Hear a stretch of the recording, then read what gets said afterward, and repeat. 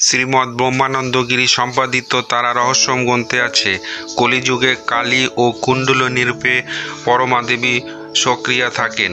কালী, কৃষ্ণ, গোপাল, কালিকা এবং মহাবিদ্যা তারা মহাসিদ্ধি প্রদান করে থাকেন। অবশ্য সকল মহাবিদ্যার উৎকৃষ্ট সাধনেই সিদ্ধি লাভ করা যায়। কালী ও তারাই এই যুগে সিদ্ধি সমৃদ্ধি প্রদান করে থাকেন। 10 মহাবিদ্যার প্রথম যে নামটি আসে তা হল কালী। রথকান্তা ধারার প্রখ্যাত গ্রন্থ মহানির্মাণতন্ত্রে আছে, এ কালী জগৎ সংহারকারী মহাকাল তোমারই একটি রূপ মাত্র। মহাকাল মহাপ্রলয়ের সময় সমুদায় জগৎ গ্রাস করবেন, সর্বজীবকে কলন করেন বলেই তিনি মহাকাল নামে কীর্তিত। তুমি সেই মহাকালকেও গ্রাস করো, তাই তুমি পরাৎপরা আদ্যাকালী। তুমি কালকেও কলন করো বলেই তোমার নাম কালী, এবং তুমি সকলের আদি, সকলের কাল স্বরূপা ও কারণ স্বরূপা বলে তোমাকে আদ্যাকালী বলে অভিহিত করা হয়। প্রলয়কালের বাক্য মনের অতি তমময় নিরাকার অব্যক্ত স্বরূপ অবলম্বন করে একমাত্র তুমি বিদ্যমান থাকো। তুমি সাকার হয়ে নিরাকার এবং আপন মায়া দ্বারা তুমি বহু রূপ অবলম্বন করে থাকো। তুমি সকলের আদি, কিন্তু তোমার আদি কেউ নাই।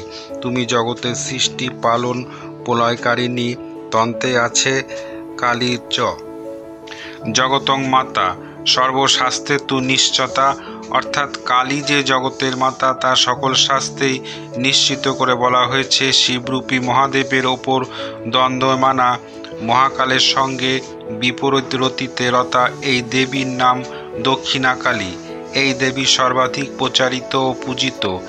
একমতে শিবের ওপর তিনি দক্ষিণ চরণ সামনে রেখে দ্বন্দ্বমানা বলে তাকে দক্ষিণাকালী বলা হয়।